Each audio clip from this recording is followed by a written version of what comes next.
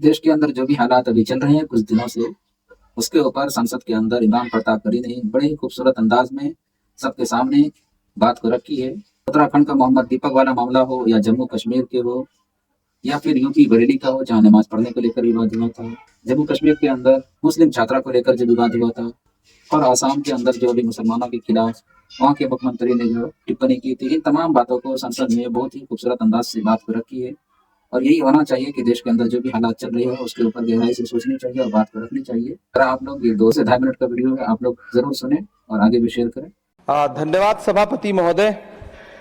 हम करें बात दलीलों से तो रद्द होती है, उनके होठों की खामोशी भी सनद होती है। कुछ न कहने से भी छिन जाता है एजाज़े सुखन, जुल्म सहने से भी जालिम की मदद होती है। सभापति महोदय, मैं राष्ट्रपति के अभिभाषण पे अपने बात रखने के लिए खड़ा हुआ हूं। उस दिन देश की संसद के गलियारों में सरकार की तारीफ करती हुई महामहिम की आवाज गूंज रही थी, तो उधर मेरे कानों में हसदेव के जंगलों में आदिवासियों को जिंदगी देने वाले पेड़ों पर चलती हुई कुल्हाड़ी की आवाज गूंज रही थी। सभापति महोदय, इस तरफ महामहिम के भाषण पर प्रधानमंत्री जी संसद की मेज थपथपा रहे थे और उधर उत्तराखंड की अभागी बिटिया अंकिता भंडारी के इंसाफ की आवाजें मध्यम पड़ती जा रही थीं, जो आज भी पूछ रही हैं कि आखिर वो वीआईपी कौन था जिसके लिए अंकिता भंडारी को मार दिया गया।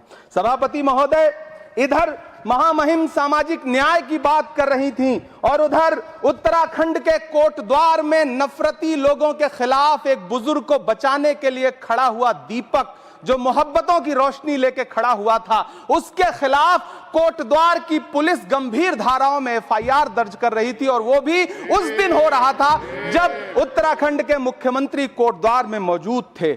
ये नया भारत है जहां दंगाइयों के खिलाफ एफआईआर नहीं होते, बल्कि अमन और मोहब्बत की बात करने वालों के खिलाफ एफआईआर दर्ज होता है। यह नया भारत है जहां असम का चीफ मिनिस्टर खुलेआम संवैधानिक प्रोटोकॉल तोड़कर कहता है कि मुसलमानों को इतना टॉर्चर करो कि वो राज्य छोड़ने पर मजबूर हो जाएं। वो कहता है कि अगर कोई मियां रिक्शा वाला 5 रुपए मांगो तो उसे 4 रुपए दो ताकि वो परेशान हो सके। ये नया भारत है जहां बरेली में खाली घर में नमाज पढ़ने पर पुलिस मुकदमा दर्ज करती है।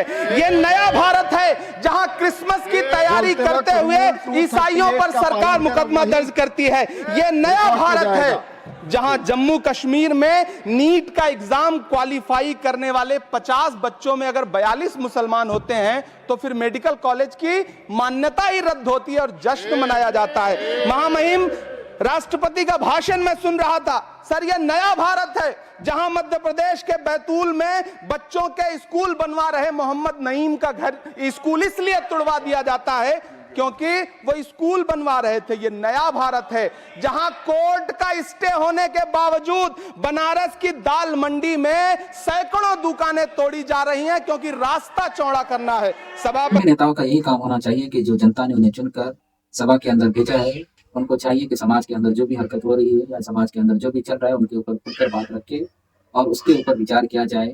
इसके ऊपर आप लोगों की क्या राय है? जिस तरीके से इमरान प्रतापगढ़ी ने बात को रखी है, इस पर आप लोग कुछ कहना चाहेंगे तो कमेंट करके बता सकते हैं।